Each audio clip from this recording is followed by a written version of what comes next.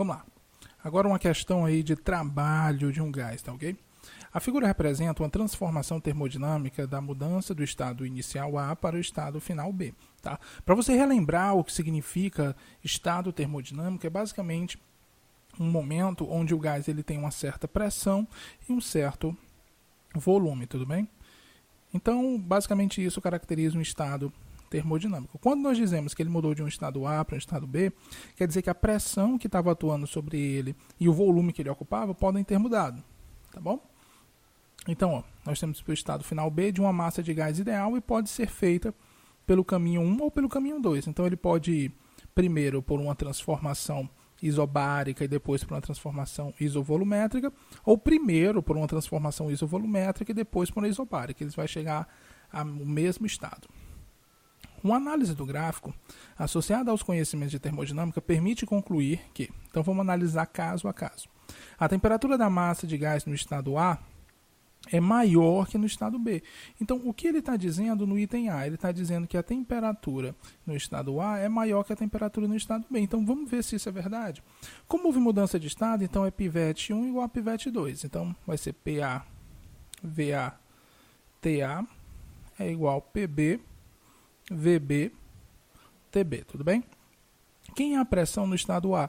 É 7, só que é 7 vezes 10 a quarta, a gente não pode esquecer disso. Então vai ser 7 vezes 10 a quarta. Quem é o volume em A? O volume em A é 2, então só que é 2 vezes 10 a menos 1. Então fica 2 vezes 10 a menos 1, tá? Sobre a temperatura em A, que eu não sei quanto vale. A pressão em B, ela é 4 vezes 10 a quarta, né? Ó, 4 vezes 10 a quarta, vezes o volume em B, que é 3,5 vezes 10 a menos 1. 3,5 vezes 10 a menos 1, tudo bem? Tudo isso dividido por B. Agora eu posso cancelar o que for igual. 10 a quarta cancela com 10 a quarta. 10 a menos 1 cancela com 10 a menos 1. Então, posso botar aqui 7 vezes 2 sobre TA é igual a 4 vezes 3,5 sobre TB, tá ok? Olha só, 7 vezes 2 dá 14 sobre TA. 4 vezes 3,5 também dá 14 sobre TB. Posso cancelar eles, vai ficar 1 sobre TA, que é igual a 1 sobre TB. Se eu fizer aqui cruz credo, vai ficar TA vezes 1 dá TA. TB vezes 1 dá TB. Ou seja, chegamos à conclusão de que TA é igual a TB, ou seja, eles fazem parte de uma isoterma. Olha que legal, por mais que não pareça, eles estão na mesma curva isotérmica. Tá bom? Então, ó, essa afirmação de que TA é maior que TB é falsa. Falso. Então, o item A é falso. Tudo bem? Agora vamos fazer o item B. A quantidade... desculpa, eu botei falso no item B. Vamos fazer o item B. A variação de energia interna do gás no caminho 1 é maior do que no caminho 2. É o seguinte, caras. Como a variação de energia interna ela depende diretamente da variação de temperatura, e como a variação de temperatura ela foi zero, isso implica que a variação da energia interna é zero. Tá? E essa variação ela é zero pelos dois caminhos, ou seja, nos dois caminhos a variação foi a mesma. Então não há uma variação maior do que outra em cada um dos caminhos, não é falsa. A quantidade de calor trocada pela massa de gás no caminho 1 é igual a 4,15 vezes 10 a quarta. Vamos ver se é verdade isso.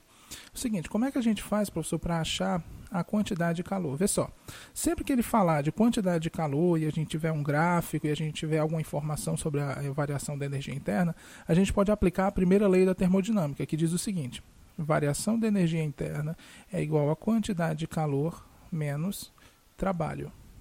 Tá? Como a variação da energia interna é zero, eu passo o trabalho para o outro lado, então eu vou ter que o trabalho é igual ao calor, já que o trabalho ficou positivo. Tá bom? Então, caras, é o seguinte. Se eu souber o trabalho, eu consigo achar a quantidade de calor. Então, basta eu saber o trabalho realizado ao longo do caminho 1. Vamos ver? Ó, o caminho 1 é esse daqui. Ó. Deixa eu botar aqui de vermelho. O caminho 1 é esse daqui, ó.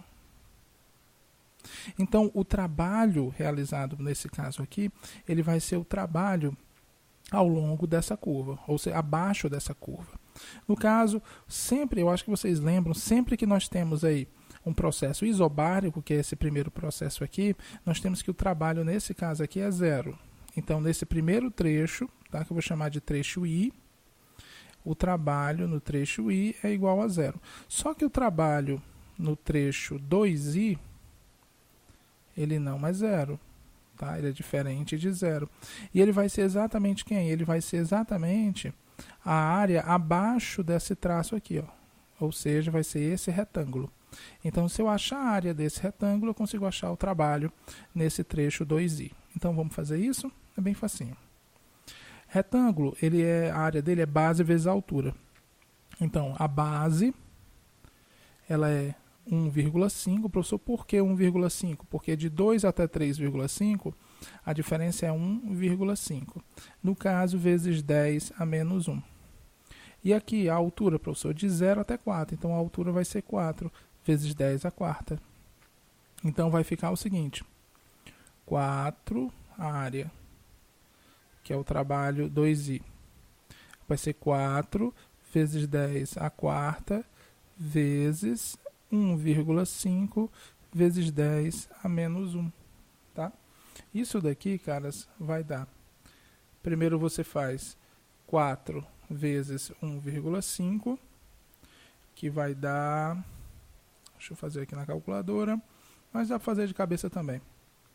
Tá? Dá 6. Então, o trabalho dá 6 vezes 10.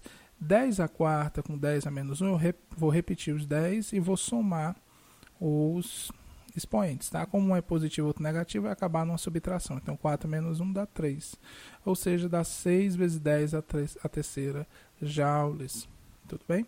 Então, é falsa também. Olha aí, descobrindo todas falsas. O trabalho realizado pela massa no gás no caminho 2 tem módulo igual a 6 vezes 10 a terceira. Tá? Então, caras, não é. Isso é falso, porque o trabalho pelo caminho aqui 1, tá, que a gente fez, deu 6. Como a área do 2 é maior, então a gente espera que seja um trabalho maior ainda. Tudo bem? Então, com certeza, isso aqui é falso.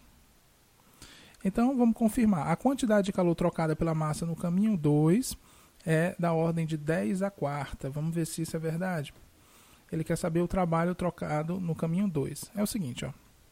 No caminho 2, deixa eu pegar aqui a borracha. Deixa eu pegar aqui a borracha para apagar isso aqui. Pronto. Ixi, tá apagando, não?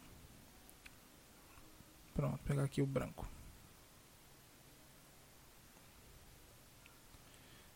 Olha só. No caminho 2, o que é que a gente vai ter? A gente vai ter que ele veio por aqui, ó, e desceu aqui. Deixa eu botar aqui de azul. Ele veio aqui por cima e desceu, tá? Nesse caso aqui, quando ele desceu, o trabalho é 0. Então, eu vou pegar só a área partindo de cima. Ou seja, é esse retângulo grandão aqui, ó. Tudo desde cima até embaixo, tá bom? Vamos ver quanto é que dá essa área disso aqui tudo, ó. Olha a área. É esse retângulo grandão aqui, tá bom? Vamos fazer aqui ela. Basta a gente pegar a altura e a base. A base é a mesma, 1,5 vezes 10 a menos 1, só que a altura muda. A altura aqui, no caso, vai ser 7 vezes 10 a quarta.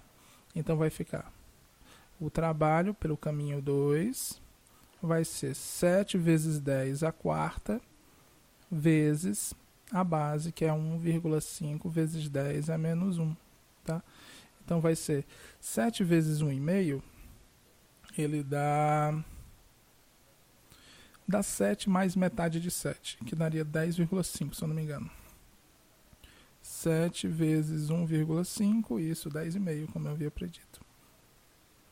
Vezes 10, aí eu somo 4 com menos 1, que dá 3, tá bom? Então fica, ó, esse 10 aqui, ele é 10,5 é aproximadamente 10, eu posso assumir isso. Então, 10 a primeira vezes 10 a terceira dá aproximadamente 10 a quarta. Ou seja, algo da ordem de 10 a quarta, que é o item correto. Tá? Fácil isso, né?